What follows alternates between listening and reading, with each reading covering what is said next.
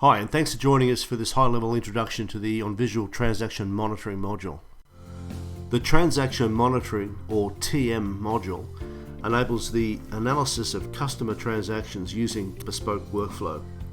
It also enables you to include assessments of historical and current customer information, as well as interactions, providing you with a complete picture of customer activity. enVisual's TM module supports most common transaction types, including payments, receipts, as well as all non-cash type transactions.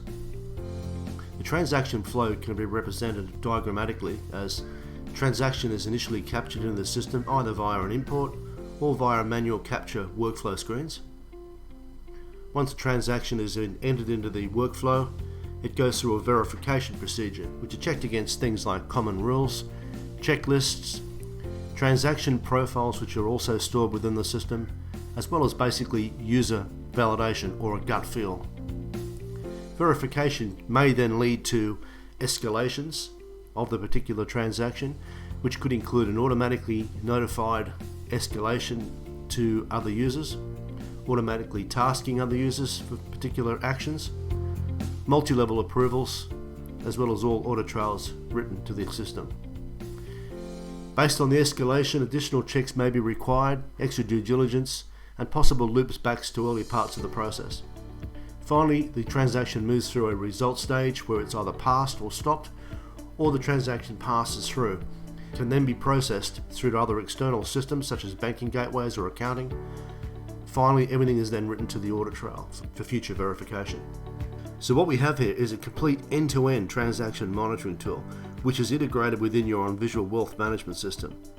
Let's have a look at some of the workflow screens that make up this module. First of all, a customer is selected from within enVisual360. Then from the Shortcuts menu, select Transaction Monitoring. This takes us to our Transaction Browser screen, where we can see all transactions for the selected customer. They can be grouped by status. Here we can see grouped by completed, in progress, or transactions that haven't been started. And we simply just explode the tree to see all the transactions underlying within the group. Adding a transaction is simple. We just press the outgoing transaction button, which takes us into the wizard. If we're entering the transaction manually, we simply complete the forms as prompted by the system. Shortcuts to frequently used data, such as a regular payee, are suggested by the system where possible.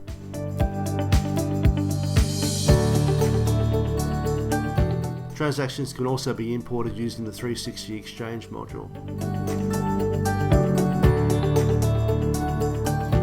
The system will point out any anomalies, such as a possible conflict of country. And the user just continues through by pressing the next button through to the wizard. Multiple checklists, such as reasons for payment, checkboxes easy to complete.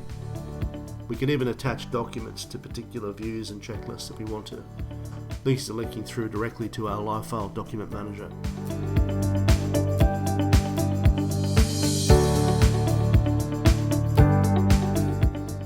Checklists can also include verification confirmations.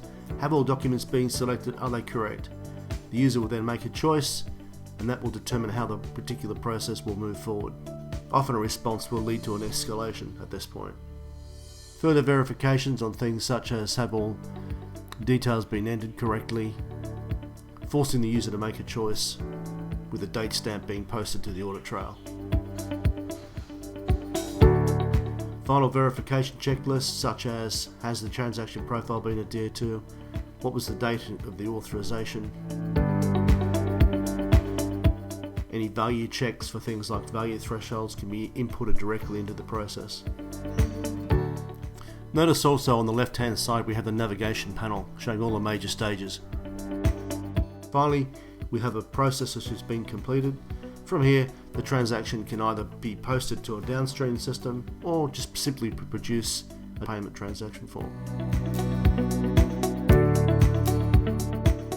Managing monitored transactions, whether you're talking about completed past transactions or transactions still in progress, is done via the main transaction monitoring grid.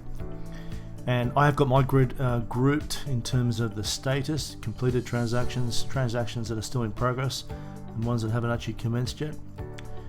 If I look at the transactions that are in progress as an example, these are all the transactions which are currently in the stages of being completed, and the information which is being on the top of the screen down here, for example, can all be sorted and filtered. So these transactions are currently sorted by the date the actual process began, but you can see across the screen here I've got information such as whether a transaction is CRS relevant, FATCA relevant, or DAC6 relevant, and I can do searches and that sort of thing on that information. I'm going to make use of a saved filter just to show you how quickly it is and how easy it is to show all of my CRS relevant transactions. Just right click and I choose my save filters. I'll have a filter then down there called CRS transactions. I'll just choose that. That shows me all the transactions that are currently in progress that are CRS relevant. And from here I can use the grid like I can any other grid within enVisual360 and either just generate a report directly from this or export that information directly out to Excel, any other Office application, or an XML file for maybe for reporting. Likewise, I clear the filter and I'll choose a different filter. I'll choose a new saved filter called FATCA. I can see my FATCA transactions. Clear. Different filter again, save filter, my DAC6 transactions. So you can see down here these are transactions which have been flagged as DAC6 relevant, and I can see down here the main benefits test and the hallmark information that's been stored against those transactions.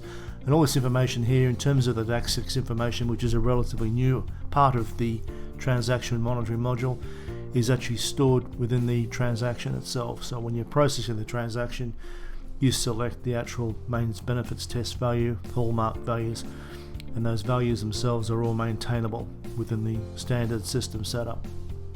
Now, whilst this is just one example of a transaction monitoring process, as I mentioned there are 3: payments, receipts and non-cash.